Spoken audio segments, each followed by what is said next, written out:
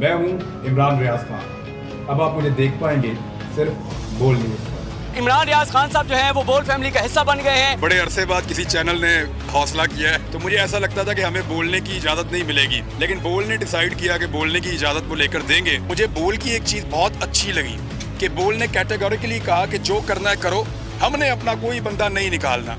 इमरान खान बोल के साथ जुम्मे से इतवार रात 10 बजे। सबसे ज्यादा व्यूज, सबसे ज्यादा रील्स और सबसे ज्यादा रेटिंग के साथ बोल अब भी नंबर 1 पोजीशन पर बरकरार। सब्सक्राइब करें और बेल दबाएं ताकि कोई खबर रह न जाए।